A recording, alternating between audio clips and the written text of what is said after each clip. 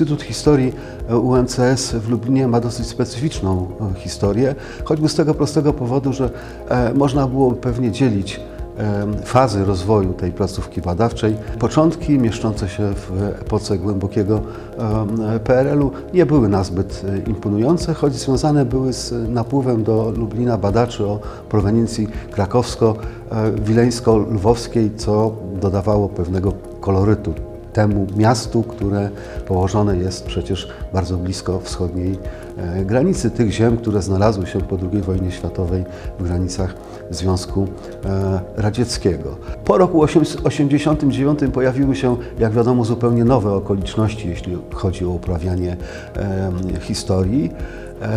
Historia lubi wolność, powiedziałbym, i ta wolność wypowiedzi sprawiła, że poszerzyliśmy i pola badawcze, i chyba horyzonty, jeśli chodzi o metody prowadzenia tych badań. Podejmowaliśmy różne działania, które miałyby w jakiś sposób odróżniać nas od tych innych instytutów historii. Takie działania, te, które utkwiły mocno w mojej pamięci, związane były z przełomem XX-XXI wieku, kiedy pierwsze wahnięcia w systemie rekrutacji. Okazywało się bowiem, że historia przestaje być kierunkiem, na którym studiuje corocznie kilkudziesięciu studentów. Poczęliśmy się zastanawiać nad różnymi formami uatrakcyjnienia tych studiów historycznych. Pojawiło się wtedy przekonanie co do tego, że można to uczynić za pomocą rekonstrukcji historycznej.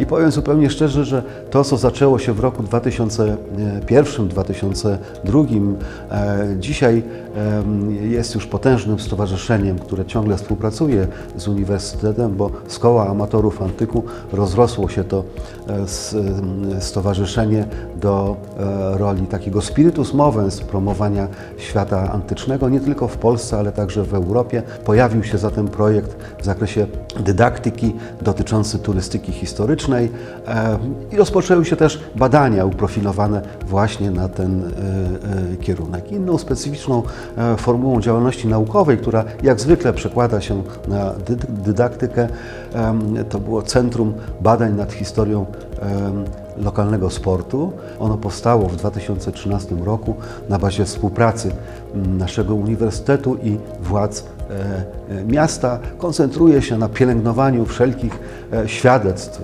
sportu lubelskiego od zwłaszcza epoki międzywojnia, i takim przedsięwzięciem, które chyba utkwiło mieszkańcom Lublina w pamięci, to wystawa afiszy i plakatów sportowych z epoki dwudziestolecia międzywojennego, które były prezentowane na stadionie lubelskim Arena Lublin, kiedy ten stadion był oddawany do użytku.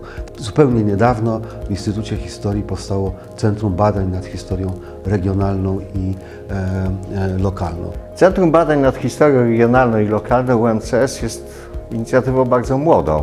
Bardzo nam zależało na nawiązaniu bezpośrednich kontaktów z tymi autentycznymi amatorami, miłośnikami historii. I dlatego stworzyliśmy portal internetowy, gdzie podjęliśmy się gigantycznego zadania. Przede wszystkim opracowania historii wszystkich miejscowości w województwie lubelskim.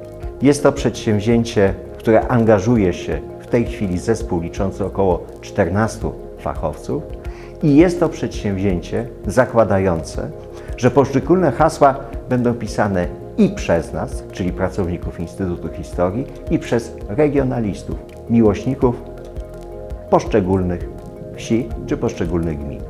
Mówiąc o miejscowościach, myślę nie tylko o miastach, miasteczkach, w cudzysłowie stolicach gmin, które nam się z czymkolwiek kojarzą, ale nawet z miejscowościach bardzo małych. O miejscowościach, o których sami ich mieszkańcy mówią, u nas nie ma żadnej historii. Jaka tam historia w naszej kolonii może być? My tę historię tym ludziom dajemy. I uważamy, że w ten sposób udzielamy odpowiedzi na pytanie o bardzo ogólnym charakterze.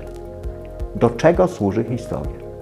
A właśnie tutaj pokazujemy, że jest to nauka, która jest nauką dla społeczeństwa i, co ciekawe, w naszym przypadku uprawiana razem ze społeczeństwem. Mam na myśli oczywiście tych amatorów lokalnych, naprawdę fantastycznych ludzi.